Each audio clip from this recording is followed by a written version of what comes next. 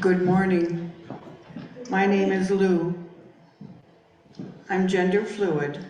My pronouns are they, she, or he. I am a board member here at our Capital Unitarian Universalist lay-led congregation. I'm honored to be here with you and delighted that you accepted the invitation to be with me on this morning's journey, which I've titled Connecting with Compassion in Our Beloved Community. As I walk the path of my life, I draw both inspiration and direction from a man named Marshall Rosenberg. Marshall once said that the greatest joy springs from connecting to life by contributing to our own and others' well-being. I first found this inspirational quote in a 2019 paper titled Practical Spirituality, Reflections on the Spiritual Basis of Nonviolent Communication, also known as NVC. Practical Spirituality is also the title of a book of his, which was published by Puddle Dancer Press. Who was Marshall Rosenberg? Marshall B. Rosenberg, PhD, was the founder of NVC. He was the middle child in a Jewish family. At the age of 9, his family moved to Detroit. This was 1 week before the race riots of 1943. Fast forward to 1961, when he became a practicing psychiatrist. He was never comfortable with the objective disconnection required by his profession.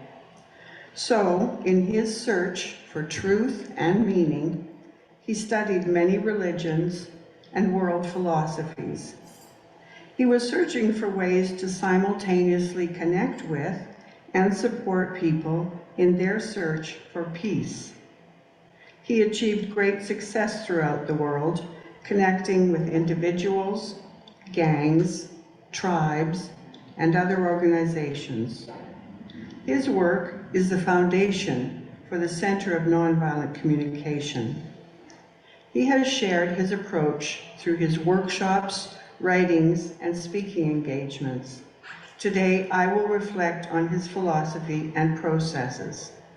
The quotes all come from the aforementioned book, Practical Spirituality.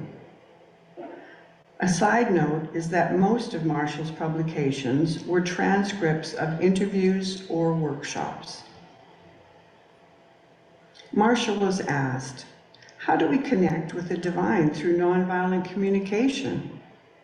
And he answered, I think it is important that people see that spirituality is at the base of nonviolent communication and that they learn the mechanics of the process with that in mind. It's really a spiritual practice that I'm trying to show as a way of life. Even though we don't make a point of mentioning this, people get seduced by the practice. Even if they practice NVC as a mechanical technique, they start to experience things between themselves and other people that they weren't able to experience before.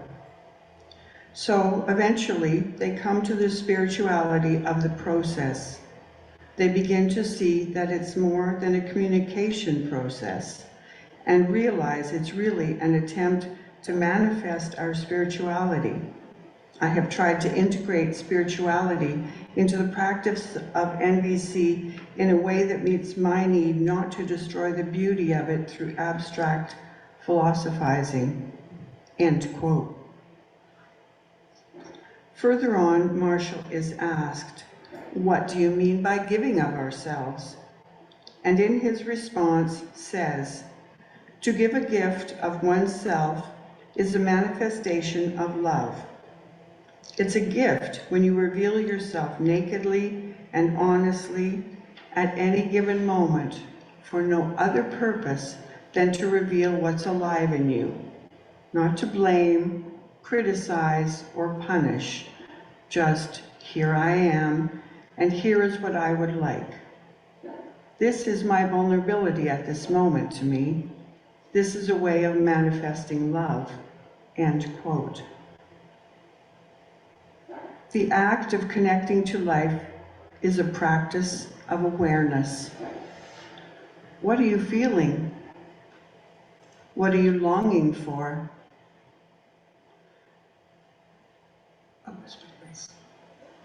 How might you get it? I'll use some words that many of you have heard me use before.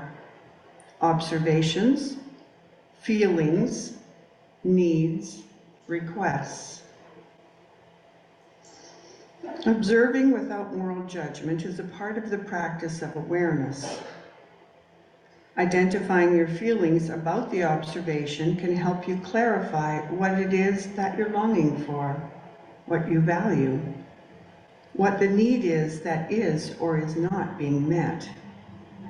Then, like magic, the myriad of ways you might meet the need becomes apparent. The requests. It's important that the requests are doable.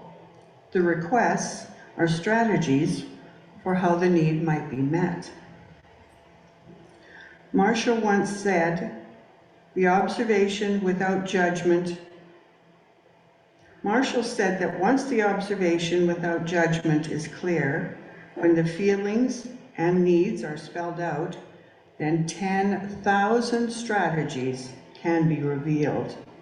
Now that's a promise.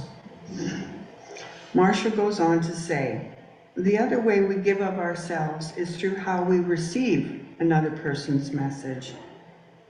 To receive it empathically, connecting with what's alive in that person, making no judgment. Just to hear what is alive in the other person and what that person would like. So nonviolent communication is just a manifestation of what I understand love to be. In that way, it's similar to the Judeo-Christian concepts of love your neighbor as yourself and judge not, lest you be judged, end quote. In this way, we meet our needs, including the needs for connection and support, for your care and for mine. Do you see how I'm contributing to life? So I invite you to shine the light of awareness on yourself that you will thereby illuminate the world. The more deeply you love yourself, the more deeply you can love the world. Marshall's process for developing this love can be represented by the infinity symbol. In a continuous loop, we strive for observations without moral judgment, identify feelings and the associated values, and by making doable requests of ourselves and others. Another quote I offer is this: the spiritual basis for me is that I'm trying to connect with the divine energy in others and connect them with the divine in me, because I believe that when we are really connected with that divinity within one another and ourselves, we can enjoy contributing to one another's well-being more than anything else. So for me, if we're connected with the divine in others and ourselves, we are going to enjoy what happens, and that's the spiritual basis. In this place, violence is impossible, end quote. NVC is a practice. We're practicing to be happier human beings. This practice is no different than practicing to learn to play a musical instrument or develop any other skill. The mechanics, the process, is summed up in 4 letters: O, F, N, R. These are observations, feelings, needs, requests. In the practice, the goal is to strive for observations that are without moral judgment. The feelings arise from our needs being met or not. A doable request could be, for example, how do you feel about what I just said? A request could also be for action. For example, would you be willing to do the dishes right after supper tonight? The practice takes a lifetime of beginning again and again and again, working towards our center, returning to the home of our soul. Now, let us sing hymn number 1011 from our Teal hymnal, Return Again.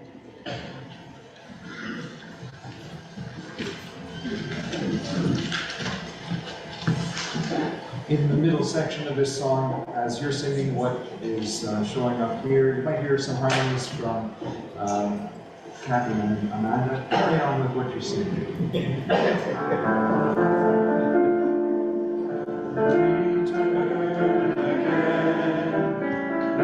Return again, return again, return to the home of your soul.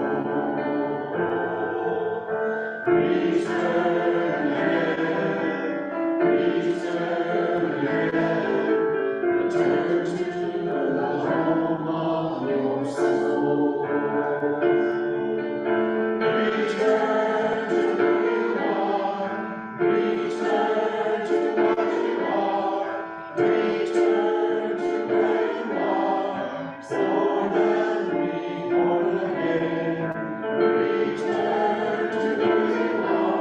you are, return to what you are, return to where you are, born and reborn again. Return again, return again, return to the home of your soul.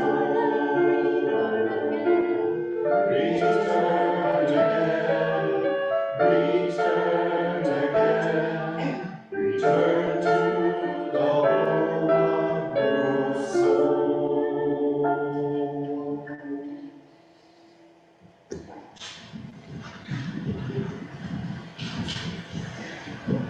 Returning to the book. When Marshall was asked, how basic is our need to give to one another? He said, and again I quote, I think the need to enrich life is one of the most basic and powerful needs we all have. Another way to say this is that we need to act from the divine energy within us. And I think that when we are that divine energy, there is nothing we like more, nothing in which we find more joy than enriching life, than using our immense power to enrich life. End quote. Remember that Marshall said the greatest joy springs from connecting to life by contributing to our own and others' well-being. Blessed be, and thank you for listening.